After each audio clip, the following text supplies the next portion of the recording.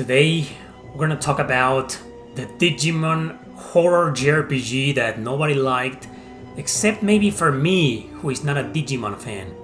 This game was made like this, controversial, mixed reviews, mixed reception 3 years ago on PS4, Switch, Xbox, and PC. And yeah, Digimon fans completely hated it. And all of this happened because the producer was inspired by the Summon Night series and also the Uta Wareru Mono series. Yeah, so let's check out the review I did about this game, the horror ghost story Digimon JRPG. You're shocked I'm covering a Digimon game. You'll be even more shocked to know I actually enjoyed it and finished it! But that's because this strategy RPG doesn't really feel like a Digimon game. I've played some of them before, didn't like them, couldn't get into any of them. This one is different, and that's why it got such a mixed reception from Digimon fans. Anyway, it follows the story of Takuma, a high school kid that goes on a camping trip organized by the teachers. Takuma, his closest friends, and other schoolmates encounter an ancient shrine. Upon accessing through a tunnel, they lose consciousness and then wake up in what seems to be a parallel world to them, except the world is inhabited by creatures, the Digimon. Some are evil and want to sacrifice Takuma and friends. Others will join them to help stop the evil ones. But overall, the plot centers around surviving in a half-ruined, half-deserted world they know nothing about, hence the name of the game. This is a very, and I mean a very interactive visual novel too. You won't just be reading tons of dialogue here, you'll be performing investigations in a sort of a point-and-click mechanic, talking to your friends and making choices to increase their bonds.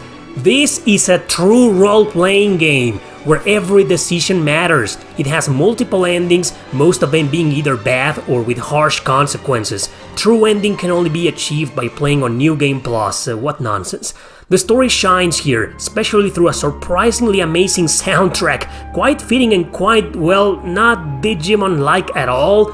I really think the music is one of the game's most outstanding features, and it's a really well-written story. Sure, it's got power of friendship shenanigans, but also some stupidly dark moments that you just do not expect in a Digimon game. As a tactical RPG, it's generic but fun, it's enjoyable. You can set your party up at any time, even before battle, equipping your Digimon with up to 2 accessories for example, or giving them items you find during the exploration phase to increase a stat or 2. Combat plays in an isometric view where you'll control either your protagonist Digimon creatures or others you can recruit.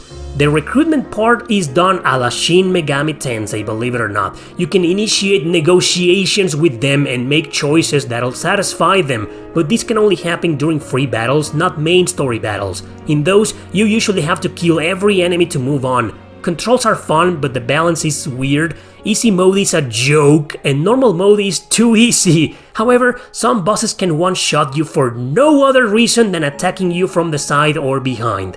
You can also use that to your advantage as well, of course, and there are crappy elemental strengths and weaknesses. Also, the RNG can be way too off at times, so while still a good tactical combat, let's just say it isn't stellar and has its issues. As a Digimon game, obviously as the story progresses, your creatures will be able to evolve into a better creature and so on. It's honestly the best part of combat, transforming right from the start and overpower everybody. Your choices during dialogue with friends and story affect which creature they'll evolve into. So like I said, it's a very interactive game that mixes role-playing elements in their purest way. It's in plain sight the reason why it got a lot of hate. Visual novel, dark story, strategy RPG, 3 elements no Digimon fan will ever believe could create a game in the franchise. Well, I ain't a Digimon fan, which is why I played this with an open mind and ended up enjoying it a lot.